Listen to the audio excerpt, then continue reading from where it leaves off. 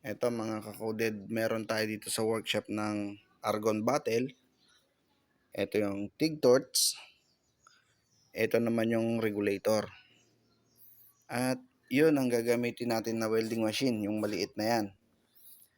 At ang gagamitin nating test plate, ito guys, 8mm na stainless steel. Meron naman tayong plate na carbon kaso wala tayong pillar na carbon.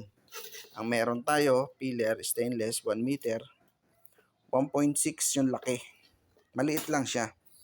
Papakita lang natin yung demo, yung kung paano mag-wave or walking cup sa TIG. Tara guys, samahan nyo ako. Kung bago ka pa lang sa aking humble YouTube channel, Multi-Coded Welder, baka pwede mo namang i-like, share, and comment. At mag-subscribe ka na rin. At huwag mong kalimutang pindutin ang notification bell para lagi kang updated sa mga susunod pa nating video. To all our friends on Facebook, baka pwede nyo namang i-follow ang ating Facebook. At pakishare nyo na rin sa iba para maraming makapanood, maraming makakuha ng kaunting kaalaman o ideya na magagamit nila sa kanilang pag-aaral ng welding.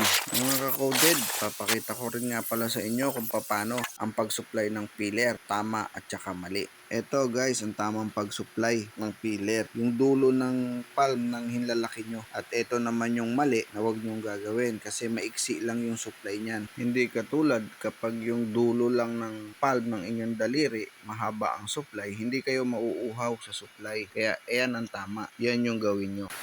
Ito guys, ilalagay natin to sa TIG torch, sa handle natin, negative. Etong positive, ito naman ang ilalagay natin sa workpiece, sa materyales. Pwede nyo rin siyang pagbalik ta rin. Ito sa workpiece, dahil ito naman talaga ang ground. Ito, doon sa ating TIG torch.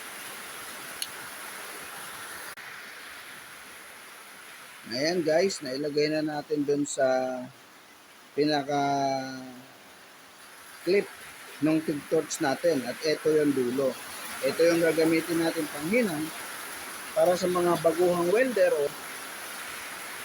ganyan siya pagka manual.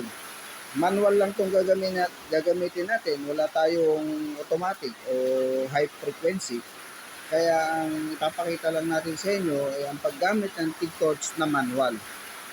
Ito mga ka-coded, yung ating ginamit na ground, yung pinaka-holder. Ito yung test plate.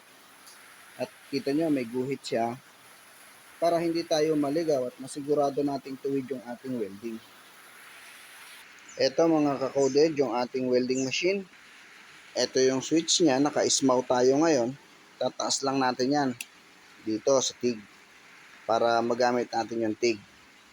At yung amperahe gagamitin natin, gamit lang tayo ng 80 amperes.